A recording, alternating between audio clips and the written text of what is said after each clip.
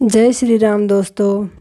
आज का मेरा ये वीडियो प्रतियोगी परीक्षा की तैयारी करने वाले सभी विद्यार्थियों के लिए है। आप किसी भी एग्ज़ाम की तैयारी कर रहे हों, तैयारी शुरू करने से पहले सबसे पहला काम आपका ये होना चाहिए कि आपके पास उस एग्ज़ाम का पाठ्यक्रम होना चाहिए। आप जिस भी एग्ज़ाम की तैयारी करें, सबसे पहले उसके पाठ्यक्रम को अपने सामने लेकर आएँ। जैसे कि आप व्याख्याता की तैयारी कर रहे हैं तो आप अपने प्रथम पेपर जीके और द्वितीय पेपर जो आपका सब्जेक्ट का होगा, उन दोनों का सिलेबस अपने सामने निकलवा कर रखें।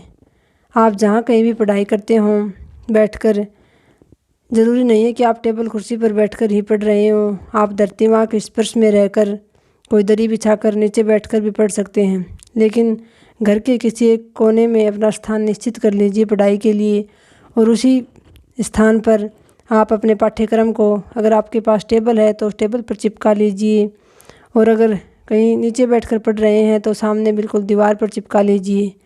हर समय आपका पाठ्यक्रम आपके सम्मुख होना चाहिए, क्योंकि यही आपकी मंजिल की पहली सीढ़ी होता है। अपने पाठ्यक्रम को निकलवा कर उसको, हो सके तो, मैंने तो दोस्तों प्रथम पेपर जीके का जो पाठ्यक्रम होता है वो इंग्लिश में आता है, तो मैंने उसको हिंदी में अपने हाथों से लिख लिया था और फिर अपने टेबल पर चिपका लिया था। तो जब कभी भी आप पढ़ते पढ़ते थक जाओ तो अपने सिलेबस को दोबारा से पढ़ो। कम से कम दिन में 2 से 3 बार आप अपने पाठ्यक्रम पर नज़र डालोगे तो आपको ये भी पता चलता रहेगा कि आपने क्या पढ़ लिया और क्या अभी पढ़ना बाकी है।